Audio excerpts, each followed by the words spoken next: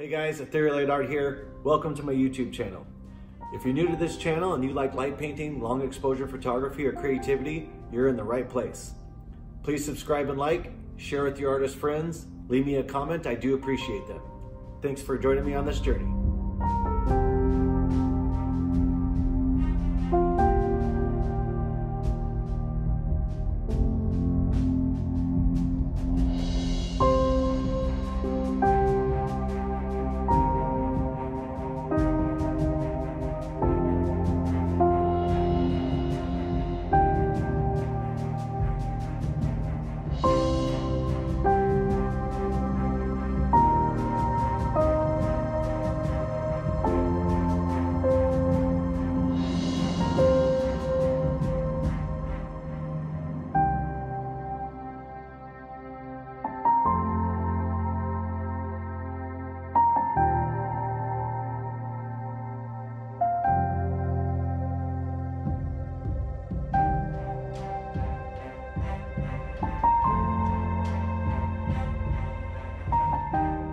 All right, welcome everyone to the next episode of Dude, Where's My Flashlight? We have Ivan Lucio Boluda and Tom Hill is interpreting today for us. Thank you so much, amigos, for being here. ¿Cómo están? Yo muy bien. Un poco de presión. Oh, English. Sorry. I'm good, thanks. A little bit of pressure because I've got to try and translate everything between English and Spanish, but otherwise, very good. Cheers. Sí, Iván, ¿cómo estás?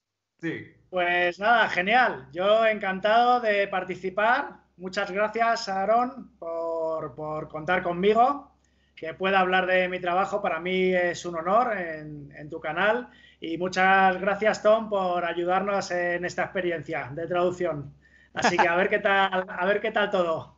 Sí. Okay, so Ivan just says, essentially, thanks a lot for inviting him onto your channel to talk about his work. It's an absolute honor to talk about his work, and he's, sort of very, very pleased to be here. Thanks to me for doing the translation, and with luck, it'll all work out all right, and we'll all understand each other. I love it. I love it. It's an honor to have you, Ivan. It's an honor to have you both. And thank you, Tom, again, for interpreting this. We're going to fumble through this one, but I think it's an amazing thing.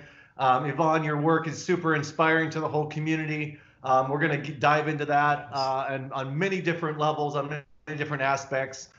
And, you know, one of the first things I'd like to talk to you about is being an ambassador to Light Painting Paradise. What a beautiful family, what a beautiful company that is, not only for the innovation and products that they bring to the whole community, but I just feel like there's a heartbeat that's coming out of Spain, you know, a light painting heartbeat that can feel all over the world, especially here in the United States and everywhere. And so, Ivan, can you talk to us about what it means to be a Light Painting Paradise family member, ambassador, and what it means to you to be such a good part of this community? Not making things easy for me to remember what you've just said. Entonces, Iván, dice que tus obras son una inspiración para la comunidad de Light Painting mundial y creo que algo que es interesante es que estás parte de la familia de Light Painting Paradise, la tienda y la familia y... A Aaron parece que hay un corazón de light painting en España, donde hay muchos light painters y sí, hay mucho amor por el arte en España y desde España vienen muchas artes nacionales e internacionales conocido internacionalmente. Entonces, ¿puedes hablar un poco sobre formar parte de la familia de Light Painting Paradise y qué para ti significa? Bueno, pues para mí es un honor formar parte de Light Painting Paradise. Yo conozco a Iván Barco, el fundador, desde mucho antes de empezar a hacer fotografía. Somos amigos de toda la vida. Entonces, yo vine a hacer primero herramientas Light Painting, ahora Light Painting Paradise, y estoy encantado de formar parte de ese grupo. Ahí está. Grandísimo, grandísimo. Estoy encantado de formar parte de ese equipo ayudarle yo a Iván. Iván me ayuda mucho, yo dispongo de todas las herramientas y puedo crear maravillosos trabajos con todas las herramientas optimizadas de la tienda. Y como bien habéis dicho, al final yo no lo veo como una tienda, lo veo como un grupo, una familia, un grupo de amigos que estamos ahí para trabajar, difundir el light painting y sobre todo para mí es un honor estar con grandísimos artistas formando grupo con gente que yo admiro muchísimo, como por ejemplo Tom. Así que para mí es un auténtico placer formar parte de Light Painting Paradise. Okay, so Ivan was basically saying that he's actually known Ivan Barco, the boss of Light Painting Paradise, for longer than he's been taking photographs, and that the two of them basically grew up together as kids. So they've known each other for years and years and years. And so he's been there ever since the start of what is now Light Painting Paradise, but at the time was initially Herramientas Light Painting. So he basically worked with some of the first tools that Ivan Barco ever created. And obviously nowadays he works together with Ivan a lot because they live very close together and they're good friends. So Ivan provides advice and Ivan makes the other Ivan. This is where it's confusing. We tend to call it Lucio and Barco because it's kind of easier. So Barco makes the tools and Lucio uses them. And in terms of the team, he says basically he sees it more about being a family rather than a shop, effectively, and that he gets to work together with artists that he admires and people also that he considers friends. And so it's an absolute honor to be able to do it. And obviously it enables him to basically take advantage of all of the tools that Ivan creates in order to create the best art that he can.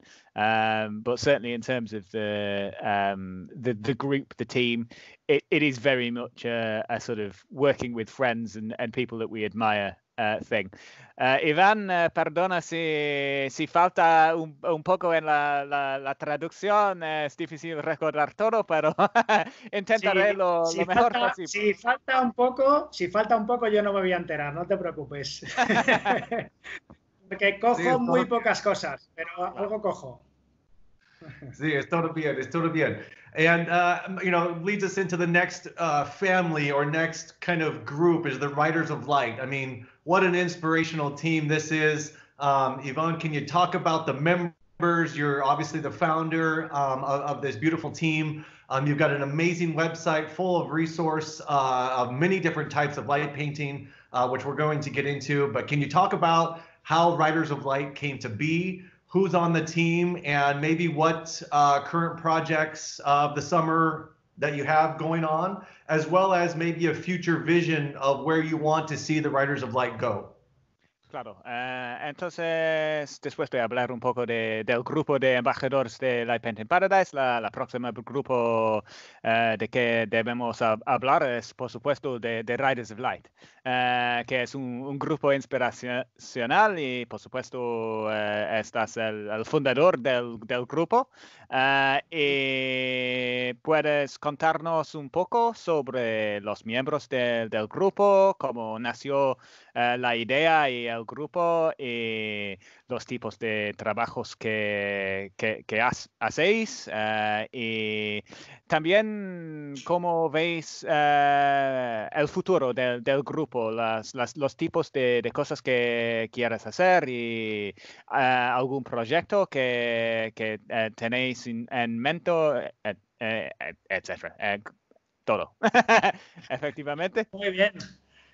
Bueno, pues Riders of Light nace de los comienzos míos, de descubrir el light painting y necesitaba un compañero de batallas. Necesitaba a alguien que viniese conmigo a probar qué era eso de pintar con luz. Y nada, Javier Jiménez, que es el que forma Riders of Light conmigo, es un compañero mío de toda la vida, amigo, y él de siempre ha sido de familia de fotógrafos. O sea que él tiene mucha técnica y muchos conocimientos. Entonces, desde el principio hemos estado juntos, siempre hemos trabajado con una sola cámara y creamos el logo, nuestra página web, nuestras redes sociales y bueno, con el tiempo hemos sido muy conocidos. En España hemos sido ponentes en muchísimos congresos. El año que viene vamos a hacer 10 años juntos, que empezamos en 2011 y nada, siempre hemos estado combinando muchos trabajos, proyectos personales afortunadamente, con muchos profesionales, con nuestros workshops. Iván, para un segundo porque tengo que recordar todo para intentar traducir.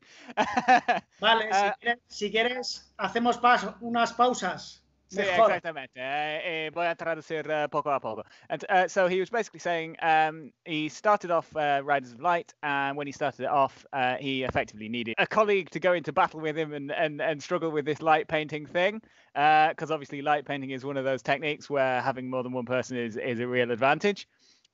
So he started off with Javier Jimenez, who, just as an aside, he didn't say is one of the nicest guys you'll ever meet. He's a lovely, lovely guy.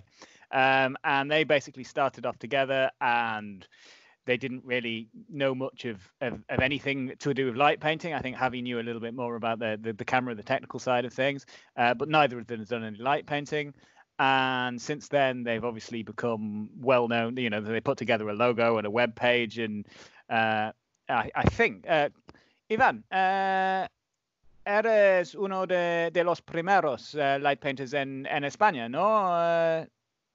Con Frodo. Bueno, cuando yo comencé había gente ya que llevaba a lo mejor 2 años o 3, pero muy poca gente. Yeah, y ahora afortunadamente es brutal la afición que hay por el light painting en España. Mucha gente trabajando. Basically saying that when he started off, there were 2 or 3 people who had been doing it for a couple of years. So probably people like Frodo and maybe 1 or 2 others, but very few. And they basically put together a logo and a website. And from that, they've become very well known in Spain. So they've pretty much done every conference, light painting conference out there going. And I think this year, he was saying that this year it's going to be 10 years since they started, which is amazing since I've only been doing it for 3 and a bit. I don't think I had a camera 10 years ago, but yeah, so and nowadays obviously in Spain it's a really quite well-known art form. Entonces la próxima es supongo es cuál tipo de trabajos sueles hacer y que ves en el futuro de Riders of Light.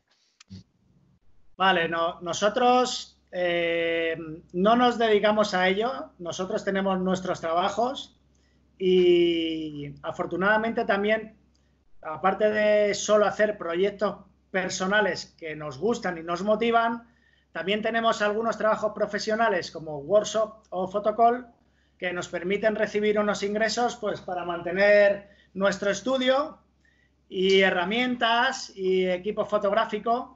Y bueno, el futuro yo creo que va a seguir en la misma línea. Nunca creo que intentemos vivir de ello, sino disfrutar al máximo, hacer solo trabajos que nos motiven y nos gusten mucho. Y bueno, pues seguimos con el photocall, con los workshops y bueno, este fin de semana hemos hecho una superproducción del oeste, una sesión increíble y es lo que más nos gusta, juntarnos con la gente y las aventuras nocturnas. So basically saying that at the moment, the 2 of them, they both have day jobs. Basically, it's not something that they dedicate themselves to professionally.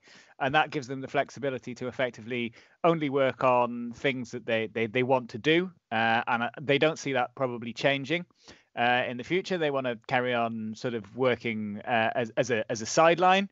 I have to say it's a fairly professional sideline from their point of view in that they do workshops, they do these things called photo calls, which don't seem to be very well known outside of Spain, so it's kind of difficult to translate. But basically, a photo call is something that you might have at like an office party type thing, and they bring along a black tent. And in the black tent they have an Olympus camera and they've got all the light painting tools, and people come in and they get their portraits done, and then they get either prints or they get it emailed to them outside with corporate logos and that kind of stuff. Ivan, has hecho trabajos por Barcelona, ¿no? FC Barcelona. Sí, voy a poner el fondo Vale, ya es para que vierais el estudio, Sí, mi sí. espacio de trabajo. Yeah, I was just saying that Sí, basically.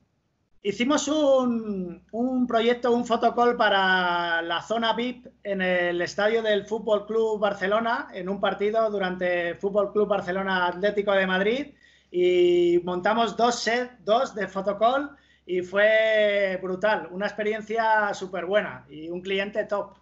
Yeah, so basically, having said that, you know, they're amateurs, as it were, and they don't do this professionally, they have actually done a photo call in Barcelona Stadium, in the VIP area for the match between FC Barcelona and AC Milan. So, you know, oh, so not AC Milan and Madrid. So yeah, you get the idea. It's fairly fairly heavyweight professional. In terms of the future. As I say, still the idea is to continue with it as a sideline, continue with their normal jobs, and just to basically focus on the projects that motivate them and that they find exciting. So this weekend, Ivan's just come back from a session that they did, which was all Western based, so based around spaghetti Western type stuff. And there's an amazing building that they found, which was a set for a film. Yeah. So that building in the back, that building in the background it was a set for either a film or a series, and it's now just abandoned in the middle of nowhere. So they've been there and just enjoying themselves with photographers and having just incredible nights. It's basically all about the experience more than the financial side of it. Yeah, and we all struggle with the commercial side of it, whether we want to actually not just the money, but if we want to actually just put our art out there in that way. And I think Tom and you and I have talked about it. I think every artist gets to that point where, do you do this for fun? Do you do this out of obligation? Do you do this out of the love of your heart? Do you want to express yourself in that inner child fun way, which is why we all started this. And as we evolve, sometimes it can lead to the commercial side, sometimes. And I agree with Ivan, maybe it should stay in that fun kind of happy realm without obligation. It keeps us coming back. And one of the beautiful things that I love about your work, Ivan, is the miniature sets, and it definitely sets you apart. It's unique to you. I know some light painters have done this. Definitely the first person on the show to have a miniature set, to do it in the professional and expertise way that you have done it. Can you talk to us about where that idea came from? It's a beautiful idea to do when the weather may not be good, or when it's the winter time and you don't feel like going out or traveling. You can actually do it just in your own studio. Maybe it's close to home, maybe it's in your home. Mine is. Can you talk to us about that concept? If there's any tips and tricks to do with the miniature light painting? And then my question specifically is, do you have specific light painting? I'm going to try and cut that down to a slightly shorter question, mainly because I can't remember most of it. Okay. Pero bien. Vale. Dice que sí, Aaron está de acuerdo con todos los artistas. Hay un punto cuando es necesario decidir si el arte va a ser algo profesional con dinero e ingresos así, o si va a seguir siendo algo que haces para disfrutar y nada más. Y es una decisión difícil para cada uno, creo, porque con la idea de hacerlo profesionalmente hay problemas de la integridad. ¿Qué tipo de trabajos vas a hacer? Cuando hablamos de tipos de trabajo, una cosa que haces que nunca ha habido Aaron es las obras de miniaturas, las obras de tamaño pequeño. Y por eso es algo muy interesante. Podemos contarnos un poco sobre cosas como qué tipo de herramientas usas cuando hacéis las miniaturas, cómo hacerlos, lo que sea, porque aquí estás el experto y no sabemos nada. Vale. Vale, pues a ver, el trabajo de miniaturas comienza sobre todo al disponer de un estudio. En los meses de frío, que te apetece menos salir, pues te gusta venir al estudio e investigar. Y no siempre disponemos de modelos o de ideas frescas de dibujar con luz, y empezamos a probar un poco el trabajo de miniaturas, que yo siempre me había gustado mucho en artistas de fotografía macro, pero diurnas con flash, y yo quería hacer esos trabajos de macro con light painting, todo iluminación artesanal nuestra y con efectos del light painting. Si quieres, paro aquí y luego continúo. Perfecto. Okay, so basically what he was saying was pretty much what you were getting at, which is that the idea essentially first came to light in the winter months, basically, when he wasn't really particularly keen on going out because it was cold. And riders have got a studio in Madrid. So they much preferred to go to the studio and do stuff. But obviously they didn't have available all the time models and stuff like that. And sometimes they didn't have sort of fresh ideas in their head as to just simple light drawings that you can do in the studio or that kind of stuff. So they were looking for different ideas that they could use to do light painting stuff. And Ivan had always sort of quite liked some of the macro photography that people do. But obviously most of that's daytime stuff that's done with flashes and things like that. So he was interested in how he could do the same sorts of work as the macro photographers, but using light painting techniques. Ivan, continúa. Pues nada, luego la inspiración muchas veces nace de un objeto que yo encuentro interesante, por ejemplo un pequeño árbol o un poquito más grande, a ver si se ve. Espérate, voy a quitar el fondo, que se verá mejor. Un segundo, configuración, vídeo. Vale. Sin fondo, ok. Vale. Ahora, pues a veces la inspiración sale de estos arbolitos que voy comprando, o un simple animal, o una simple figurita que me parecen interesantes y me pongo a darle vueltas a la cabeza para crearles una escena a estos animales, o a un coche, un árbol o pequeños edificios. Y me inspiro siempre a raíz de un pequeño objeto, o por ejemplo el osito este, de muñecos de mis hijos, y trato de darles un escenario que parezca real. Siempre intento buscar que la foto no parezca una maqueta. Si quieres, traduces y continuamos. He was basically saying that the idea behind the photos generally comes from finding the things first. So it's not that he has an idea in his head and he goes out and buys the relevant bits and bobs. It's more that he sees something in a shop, or he has something at home and thinks that's cool, and then works out what sort of scene he could put them in that would make it look realistic. So he's always looking to try and create a scene that looks full size, even though it's actually done in miniature. So he's not trying to do something that looks like models, but rather something that actually looks like a real scene made with models. So as I say, the idea comes from, he'll find a kid's toy or an animal or a tree or whatever it was and think, that's cool. Now what can I put around it that will make this look like a real sized scene? Yeah. Vale. Ivan, a ti. Vale, y bueno, como trucos o las herramientas que uso, es muy importante en la fotografía, cuando montas tu maqueta, intentar tener todo en foco. Aunque trabajes a un F muy cerrado, que sería, imagínate, un F22, al estar tan cerca de la maqueta hay desenfoque. Entonces siempre uso doble enfoque o incluso triple. A lo mejor enfoco el primer plano y lo ilumino, y luego enfoco el segundo plano y lo ilumino para que dé más sensación de realidad. Eso es muy importante. Okay, so basically what he's saying is one of the key tricks when you're working with models at this scale is that in order for things to look real, you need to essentially make sure that everything's in focus.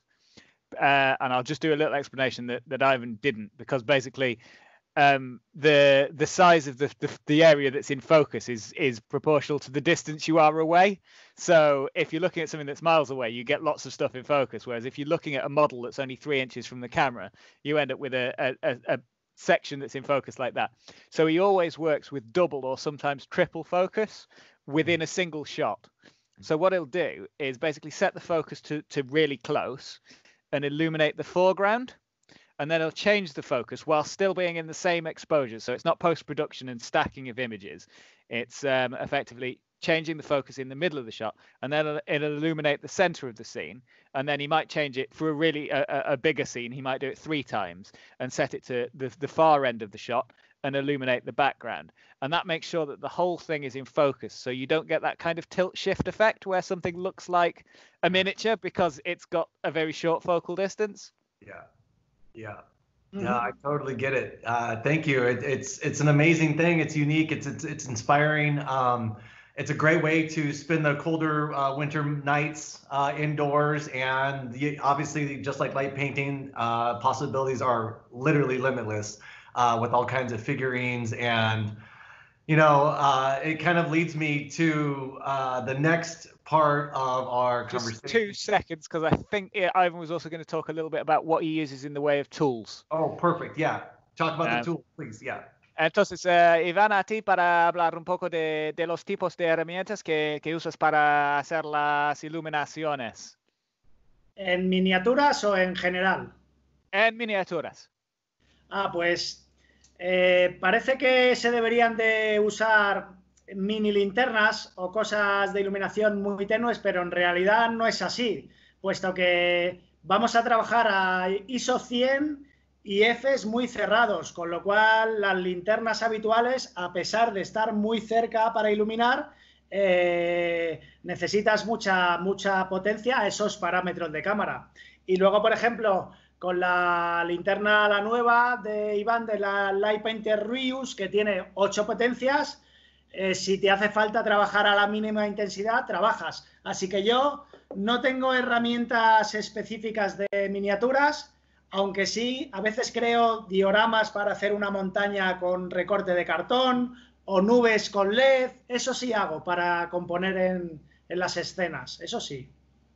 Okay, cool. So that's quite interesting. Basically, what he was saying is that although you might think you need to use mini flashlights in order to illuminate scenes that are that small, because he's working at such high, such a closed aperture, basically. They're working at generally ISO 100, f20, f22, something like that, to try and keep as much in focus as possible. The amount of light you need to illuminate them is actually really quite high. At that sort of aperture. So he generally finds he can actually work with his normal tools, and particularly with things like the new Light Painter flashlight, because it's got the 8 brightness levels. If you really do need less light, you can use one of the minimum power levels. But in general, he just uses the same tools he'd use to illuminate a normal scene. And obviously, it's just a question, you're using them a bit closer to the camera, but equally, you're not normally working at f22 when you're working as a normal light painting scene. So it sort of all balances out. Perfectly illustrate at f22. I do most of my studio work at f22 ISO 100 because I feel like I need to push that much light through the blade, and I also like to have everything in focus, and so the smaller aperture does actually really work for me. Ivan, specifically to the tools, not necessarily to the torch, but do you have like miniature blades, like a miniature scalpel, like, almost like you would see a surgeon? Entonces, por supuesto, con las linternas trabajas con las linternas normal, pero ¿tienes, por ejemplo, metacrilatos súper pequeños para trabajar o no? No, tengo alguna herramienta muy chiquitita que alguna vez hice trazas sobre un muñeco como si fuese tamaño real. Pero no tengo mini metraquilatos, pero estaría bien. Es algo que debería de probar. Y también mini brochas de fibra estaría bien. Yeah, he's saying basically no. He has got one tiny little sort of acrylic rod that he's used to do sort of circles behind like a doll, as if it was real size. Yeah. The other thing he mentioned in his previous thing, which I forgot to translate, is he does have some sort of custom-made stuff that he uses, where he's basically cut stuff out of cardboard to make sort of dioramas with sort of backlighting, and also some LEDs that make clouds that he can put into scenes for compositions. But he said it would be quite cool to have like mini acrylic blades and also mini fiber brushes. He said like fiber optic brushes would be really cool, tiny ones. I agree. You know, I have tried to get into miniatures a little bit, especially with my calligraphy and doing some detailed work. And I step on a lot of blades. I'm sure everyone steps on, plexi blades and breaks them. And so they usually break at the hilt. And so you're left with a little shard sticking out of your thing. And that's what I've been using as my mini blades. But I would think that a full set of really microscopic pen, even smaller than the Light Painting Paradise pencil, almost like half that size. I usually duct tape off where I don't want it to show, so I can actually get a finer tipped pen or a brush, if you will, since we're painters. And so, yeah, I think that would be an amazing idea. I don't know if there's a lot of practicality in the fact that it's not worldwide, or at least it's not universally accepted as this type of light painting. But I think Barco might be working on something along those lines for maybe the future. He's doing a future version of the light painting pencil thing. Ivan Aaron decía que de vez en cuando trabaja en la caligrafía intenta hacer dibujos muy pequeños como las miniaturas, y por eso de vez en cuando usa los metacrilatos, donde ha rompido el metacrilato y queda solamente una pieza pequeña. Con eso dibuja. Creo que hay una necesidad quizás para metacrilatos súper pequeños para esa forma de trabajo. Y decía que quizás Iván Barco va a llevar algo al mercado cuando hace la nueva lápiz freehand, por ejemplo, porque hemos hablado un poco de pequeños. Cierto. Sí, yo creo que es algo que todavía no disponemos de ello en el mercado, pero para este tipo de fotografía puede venir muy bien. Y para la caligrafía que ha dicho Aaron, igual. Te quería comentar, Tom, que este tipo de fotografía de miniaturas, de montarte una maqueta, es perfecta para aprender a iluminar. Puedes practicar todo tipo de iluminaciones laterales, los contras, si el muñeco es pequeño es complicado, pero... Por ejemplo, puedes practicar lo que habitualmente no podemos, que es como iluminación con dron, pero tú con tu mano sobre la mesa. Está genial. Está genial y la luz me encanta. Ivan was just saying one of the nice things about the miniatures is it actually allows you to practice all of the sort of the styles of illumination without sort of needing to go out or anything like that. So you can actually get a feel for how sidelight works and how backlighting works, although that can be quite difficult with the small sort of dolls and things like that. But certainly, you can try out sidelighting at different angles without having to sort of wander around in the dark and things like that. You can just get a scene set up and you can see how it looks if you move the light around. And he says, you can try things like drone lighting, even though you haven't got a drone, because all you need to do is take a torch and hold it up above your model, and you can see what angles look good and what angles don't look good. And you can basically practice all of the stuff that you might want to use when you get to an interesting building without actually having to leave the house. I love it.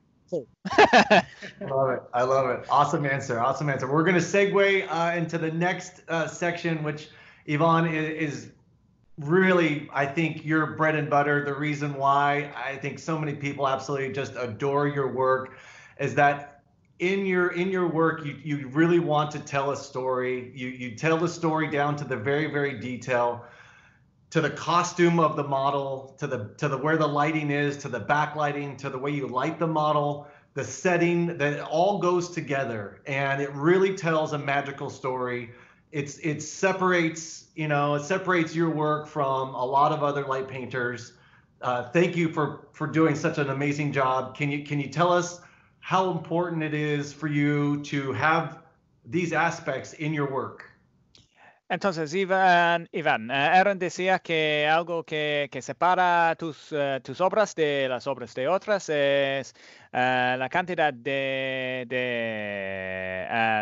cuidado que pones en los detalles y también en la historia que cuenta la foto. Por ejemplo, los detalles de maquillaje, de vestidos del modelo y todas tus obras, no todos, pero la mayoría de tus obras cuenta una historia. Y es algo para que es conocido. ¿Puedes contarnos un poco sobre la importancia de detalles en tus fotos, la importancia de la historia y las cosas así? Sí, a ver, a menudo las fotografías nunca son improvisadas en mi trabajo. Muchas veces la historia cuenta algo en función de la localización o el estilismo que vamos a utilizar con la modelo.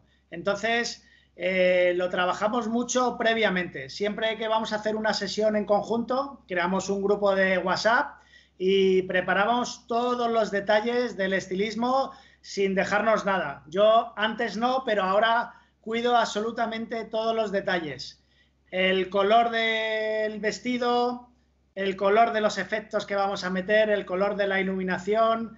Entonces me encanta trabajar al detalle toda la escena, porque si te dejas algo que se nota que está descuidado, la gente lo va a percibir.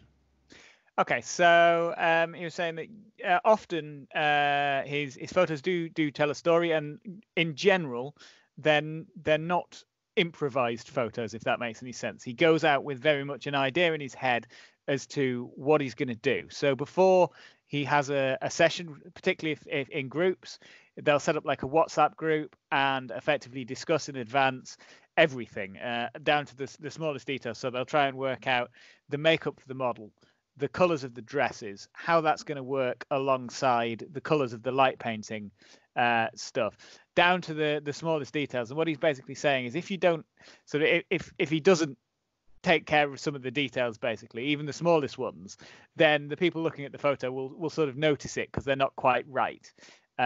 So basically, yeah, it's something that he finds very important and something he enjoys doing, is basically working out in advance all of the little details and then going out with a plan for the photo that he wants to do. And it isn't something he's always done. He was saying that, sort of initially he didn't really sort of do it that way, but it's just something that's developed over time. Wow. Yeah. Continúo un poquito. Por ejemplo, para que os hagáis un ejemplo, en la sesión de este fin de semana del oeste, tuvimos que el traje del chico lo tuvimos que comprar. La corbata de vaquero de él la tuvimos que comprar, pedir mucho atrezo, y llevamos un bidón de madera, un cuerno de ciervo, cantimploras metálicas, mucho atrezo, que cuando vayáis viendo las fotos veréis que suma mucho. O sea, al final hasta inviertes dinero en la sesión. Okay, so you're saying, for example, in the session that they did this weekend of the Western theme, they basically had to buy, or get hold of, I'm not quite sure whether they bought it or borrowed it, but the jacket for the guy in the middle, that was done. They brought along a wooden barrel. They brought along some antlers from a cow or a deer. I'm not sure quite what they were from. A bunch of sort of metal canteens, just basically all of the stuff that kind of goes to make up the details of the photo. So it gives you the sensation that of it being realistic, if that makes any sense. It adds to it. So it's just all the little details. And yep, they had to spend a little bit of money to sort of get it all right. But at the end of it all, you end up with a high quality of result, effectively. No, absolutely, and this just speaks to the professionalism. Even though Ivan says that you're not a pro, but you're certainly a pro in our eyes. Even though might not be making any money, this is top quality. This is professional work in every detail. The technical side of it, the storytelling side of it, the final product, the overall image. I'm sure everyone that was involved with this project was super happy with the result. I know we are.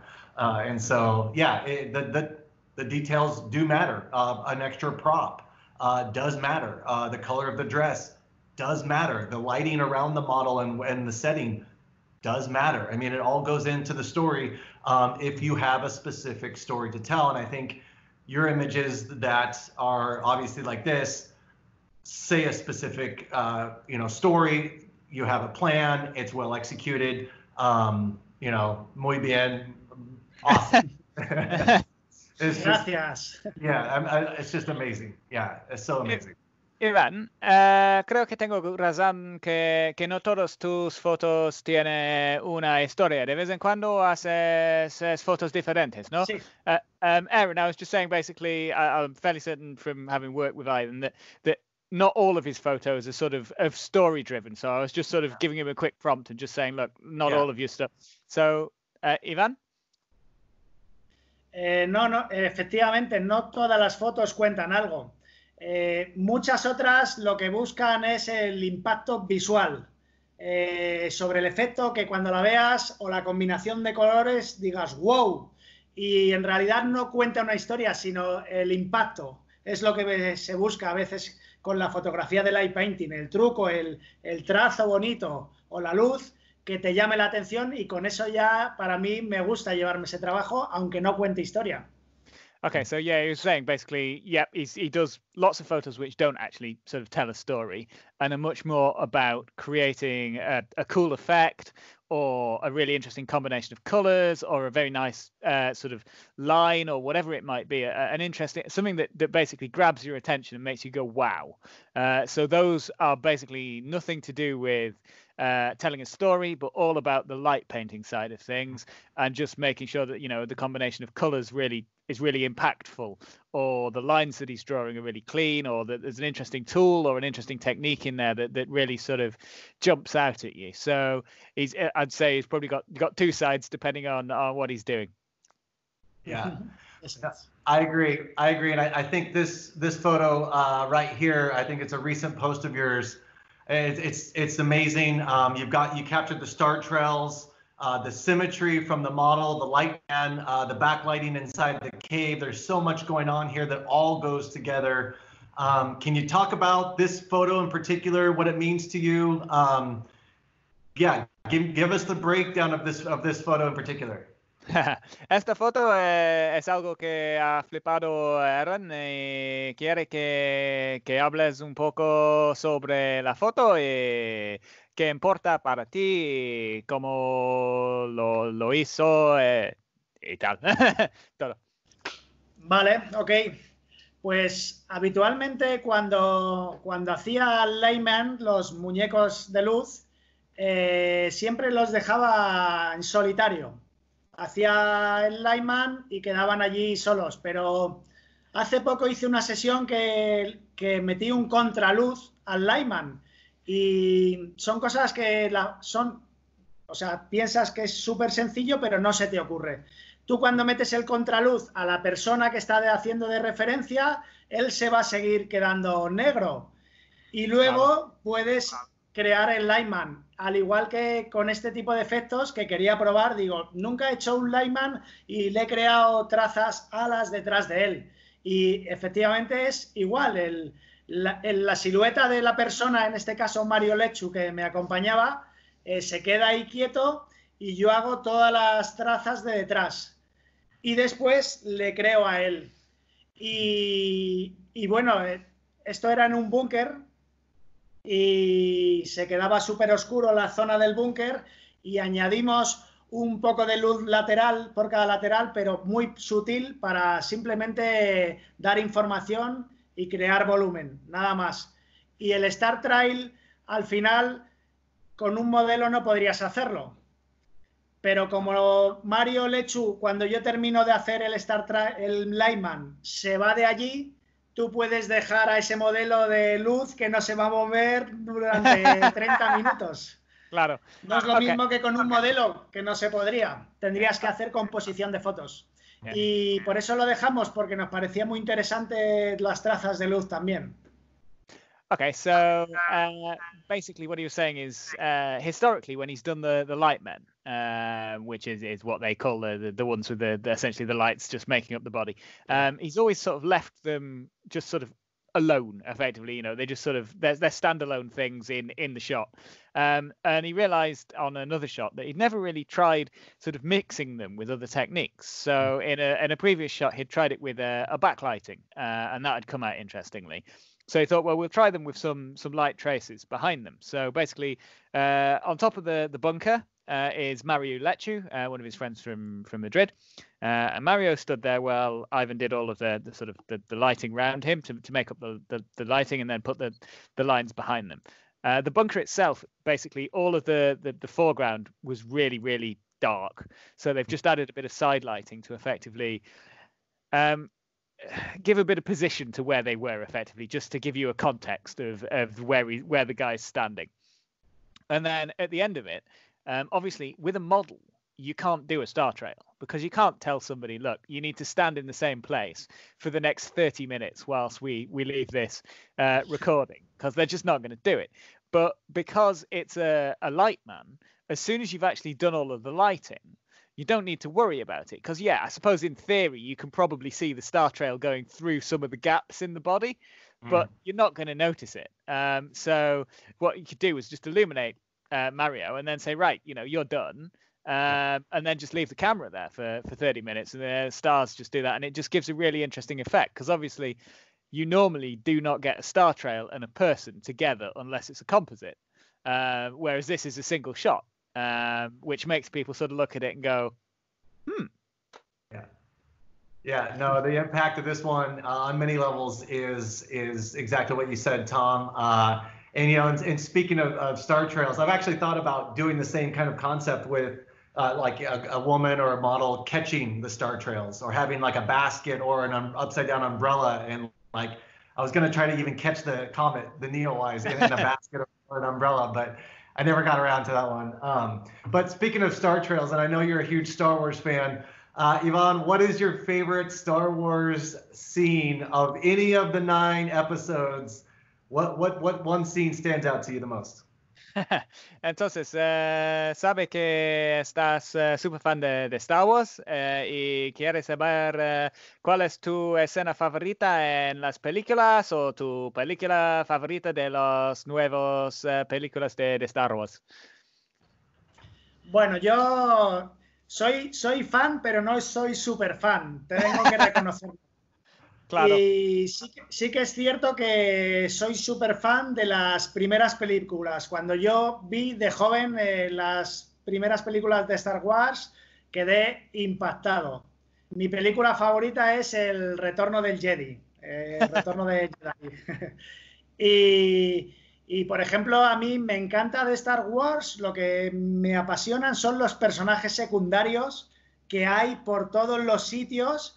En la cantina, que son planos que les enfocan 2 segundos, y en esos 2 segundos ese estilismo es brutal y solo salen 2 segundos nada más, y luego los ves en los libros y flipas. Me encantan los personajes secundarios. Okay, como escena me gusta mucho de esa película la de la lucha en el desierto sobre la boca de Sarlacc, que se llama, que van cayendo a la boca como un agujero negro. Eso me impactó de joven y siempre me ha marcado mucho. Okay, so he says, okay, he wouldn't class himself as a super fan, but he's certainly a fan of the films. And for him, the ones that he likes are basically the initial ones, the first set, because that's what he grew up with. And I think everybody's like that, aren't they? Sort of everybody likes the ones that they saw first. He saw them first when he was a kid, and they had a big impact on him, and still had. And one of the things he really loves about them is the amount of attention that was put into the secondary characters. So what he was basically saying is the scenes in, for example, Return of the Jedi, which is his favorite one, where the camera's doing like a panning shot in the cantina, Yeah. and there's somebody who's in the shot in the background for 2 seconds. Yeah. And although they're only in the shot for 2 seconds, they are fully made up. They're, properly all styled and just amazingly done. And yet they're only in the background for like 2 seconds of this shot. And yet the amount of work that's gone into creating that character is phenomenal. And then he was saying of the scenes, probably his favorite one is the bit in Return of the Jedi when they're having a fight in the desert above the big worm thing. I think it's called Sarlacc. And you've got the big mouth underneath it, and they're having a fight on the hovering thing, and people are falling down into the big black hole of the mouth. And he said that, when he was a kid, that had a big impact on him, and he still thinks it's quite a sort of impactful scene. Yes.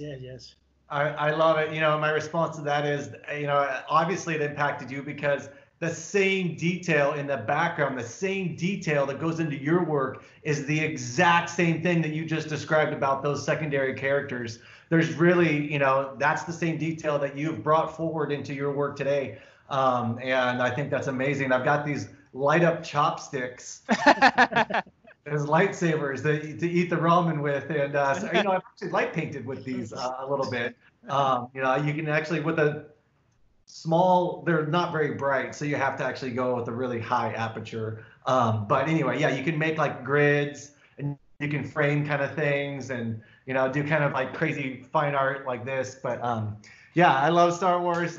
Thank you for sharing. Let's get to the next question. Actually, to respond to my favorite scene is the garbage scene when they're actually sinking into the trash compactor and there's something swimming around them and they're like, ah! Anyway, Dice que su escena favorita es la escena en la basura, donde están no sé cómo se llama, lo compactor de basura, donde hay... Sí, la prensa. Sí, la prensa. Eso es. Sí. Es genial. Unsurprisingly, garbage compactor is not a word that I've learnt in Spanish. Yeah, I know. Well, nosotros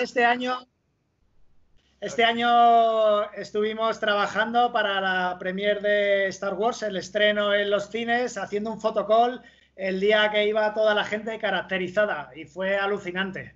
Fue brutal esa experiencia.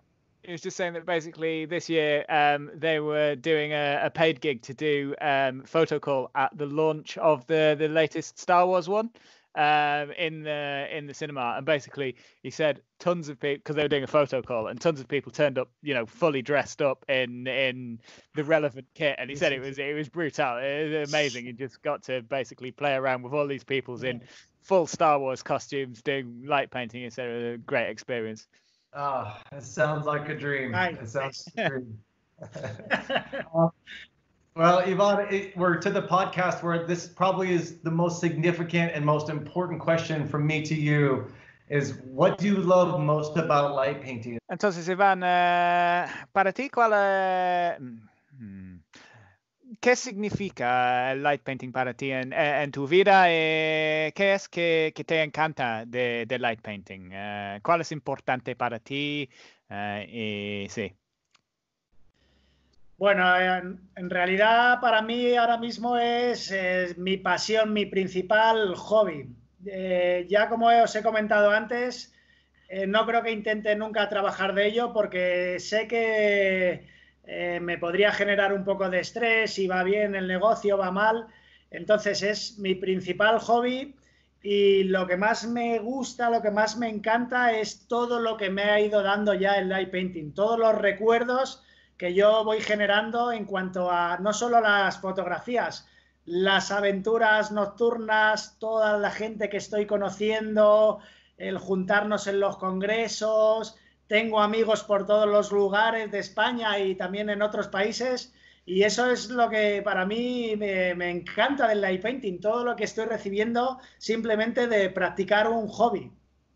Okay, so you're saying, light painting for him at the moment is his principal hobby, and as he was saying, it's not something that he's planning on changing to be something professional, because he thinks with that basically comes stress, effectively, that, you know, sort of the business might not be going well, or it might, you know, or there's all this stuff about, you know, you've got to charge for things. Do I want to do what I want to do, etc., etc.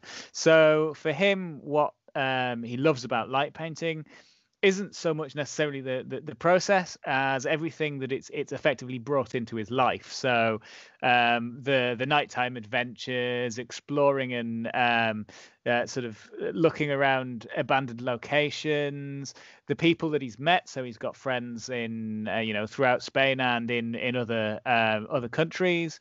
The conferences where he gets to get together with, you know, so lots of people, particularly in Spain. You know, conferences seem to be a bigger thing there, and, you know, sort of you see the same people at conferences regularly, so you start, you know, making friends with them, and just basically everything it's brought into his life, the memories and all the rest of it. And, you know, speaking personally, I totally get it, because, you know, sort of I've got memories of Ivan, for example. One of the first times we sort of got together with Ivan Barco, I didn't know that Ivan is a pretty damn good chef.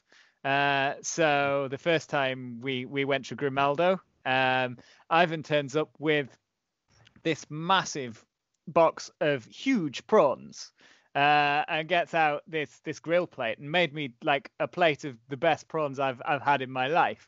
Ivan decía que la primera vez que viajamos a Grimaldo con barco, llegaste con una bolsa de gambas grandes y me hiciste una plata de gambas, lo mejor en mi vida. Sí, gambón a la plancha, claro que sí. La alimentación es fundamental para empezar a hacer sesiones de fotos. Es imprescindible. I was just saying that food is key if you're going to do a good session of photos. Yeah. You got to start with a good meal.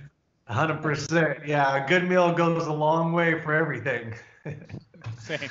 All right. Well, my friend, I ask everyone on the podcast this one question. What song are you going to blast out of these speakers? Una pregunta para ti que hace Aaron a toda la gente en el podcast es una canción. Sí, canción, eso es la palabra. ¿Qué canción vas a jugar en los altavoces ahí? Bueno, pues yo, por ejemplo, soy súper fan de Rage Against the Machine y me encanta Killing in the Name. Es súper top. Esa es de mis favoritas. Los he visto muchas veces en directo, 3 veces en directo, y me flipan, me encantan. So he's massive fan of Rage Against the Machine, and in particular Killing in the Name of. He says he's seen Rage Against the Machine 3 times live, and they've blown him away. And from experience, it's interesting, but basically the Spanish light painting community, as far as I can tell, quite a lot of them are kind of rock based. So Rage Against the Machine, that kind of stuff. Oh man, I love it. I know the song well. I can't wait to add it to the master playlist. If everyone has had a chance to go check it out, it's a very eclectic mix, which is just like our community. It's just so different and lovely. Ivan, one final question for you. If you could go back in time into the time where you were first light painting, what advice would you give yourself that you know now that you might not have known then that could help you along your journey? You would ask that. That's going to be the imperfect subjunctive.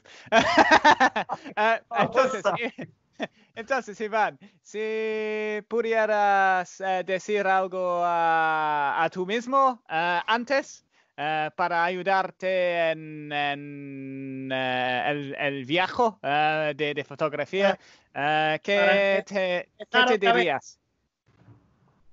Sí. Pues, por ejemplo, lo que fallábamos mucho Javi y yo al principio era que no teníamos paciencia. Si tuviera que decir algo al pasado de Iván, sería ser más paciente y no querer sacar muchas fotos. Porque antes queríamos hacer muchas, íbamos con muchas ideas y al final no completabas ninguna. Entonces, para que te hagas una idea, en la superproducción del oeste de este fin de semana, que éramos 9 personas, todo el atrezo que llevamos y toda la preparación, hicimos 3 fotos, 3 encuadres, pero perfectas. O sea, repetimos todas las veces y era lo que queríamos. Ahora vamos a por una foto y que quede perfecta. Si da tiempo a otra, otra. Y si da tiempo a otra, otra. Pero lo que recomendaría siempre es paciencia e ir a por una sola foto y dejarla perfecta y no avanzar más. Ese sería mi consejo. So he said if he had the ability to go back and talk to himself earlier and give himself some advice, what he would say is to have more patience. Because when Javi and he started out taking photos, they used to go out and take lots of photos, photo. Because of that, they never really sort of nailed anything, if you know what I mean. They just didn't. They got lots of photos, but none of them were perfect. Yeah. Whereas now, when he goes out with a few ideas, and he works on them until they're right. And if he comes home with one photo, but that one photo is right, that's fine. So, for example, this weekend when they went out, they had 9 people in total with this session when they did the Western session. So 9 people. So you've got 3 models, a whole bunch of helpers, loads of tools. And in total, they came back with 3 photos. Yeah. For the entire night, and if I know Ivan, they probably got to bed at about 5 o'clock in the morning. So you know they were out there a long time, but they came back with 3 photos that they were totally happy with. And so the advice he would give himself if he was younger was have a bit more patience. Yeah, it's great advice. It's great advice for all the young light painters out there. I know there's a lot of them happening right now. Guys, I think we're going to wrap the podcast. This has been an amazing experience. Thank you, Tom, for interpreting. Thank you, Ivan. Ivan, we can find your work. Website is www.writersoflight.com. It's an amazing resource. It goes through many tools, step by step. It's really easy to understand. Your Facebook, Ivan Lucio Boluda is your Facebook. And then obviously the Instagram is Writers of Light. That's where we can find your work. Again, thank you guys so much. It's been quite the experience. I can't say thank you enough. Muchas gracias a ti, Ivan, para acordar estar aquí en el podcast. Ha sido una experiencia maravilla para todo, sino para mí, porque seguro que hay fallos en mi traducción. Pero... No, está muy bien, Tom. Está, yo creo, perfecto. Yo te he entendido bien y creo que está correcto. Sí, pero no hablas inglés, entonces no sé. Pues entonces perfecto. Para todo, no, I'm sure everything's fine. It was great. Muchas gracias, Tom, por ayudar en esta entrevista, que sabes que sin ti no la hubiéramos podido hacer, así que muchas gracias. Y Aaron, muchísimas gracias y espero conocerte en persona, ojalá algún día verte si vienes a España. Y te invitamos a una superproducción de estas con una buena cena, mucha comida y mucha diversión. So he basically, I'm sure you probably got that, but you know, many thanks. It's been an absolute pleasure, and he hopes one day to actually be able to meet you in person. If you ever come to Spain, he'll be more than happy to take you out on one of his big sessions and set up a big scene, lots of models, the whole thing, and you can work together. So you've got a standing invitation to Spain, which I would highly recommend if you like good food. Yeah, well, no puedo esperar. No puedo. Perfecto. Cuando quieras, vamos. Whenever you fancy. Ok, muchas gracias, amigos. Gracias a vosotros. Muchas gracias. Adiós. Adiós, un saludo. Un saludo.